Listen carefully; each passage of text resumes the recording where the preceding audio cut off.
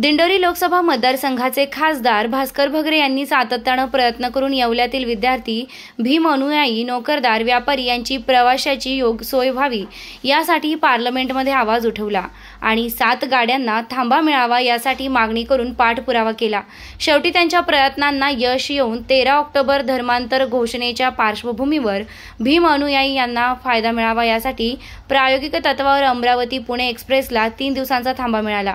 या कामी मंत्री छगन भुजबळ यांचा देखील प्रयत्न असून केंद्राकडे पत्रव्यवहार करून मागणी केली आहे।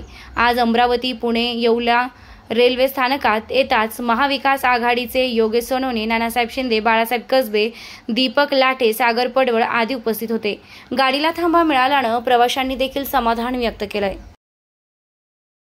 आज रोजी आम्हाला असे समजले की अमरावती पुणे एक्सप्रेस सुरू झालेला आहे, तर आज पहिल्यांदाच मी प्रवास करतोय। मनमाड जायचं आहे मला आणि जळगाव पण डेली जातो मी, तर त्याच्यासाठी कायमस्वरूपी ह्या गाडीला थांबा दिला तर आमची अडचण दूर होईल। बऱ्यापैकी आमचं जाणं येणं भुसावळ जळगाव डेली असतं, त्याच्यासाठी आपण ह्या गाडीला थांबा मिळावा ही विनंती।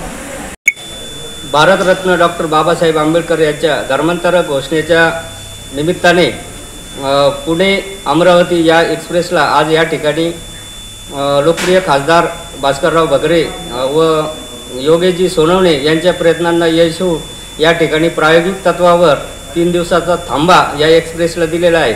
परंतु यापुढेही कायमस्वरूपी थांबा मिळवण्यासाठी महाविकास आघाडी आणि भगरे सर, खासदार भगरे सर हे प्रयत्नशील आहेत। येवला ही मुक्तीभूमी तर आहेच, त्या अनुषंगाने वर्षभर या ठिकाणी अनुयायांची येत असतात। त्याचप्रमाणे पैठणीची बाजारपेठ असल्यामुळे, त्याचप्रमाणे पुणे येथे अनेक विद्यार्थी आणि नोकरदार येवल्यामधून जात असतात, त्यांच्यासाठी ही गाडी अतिशय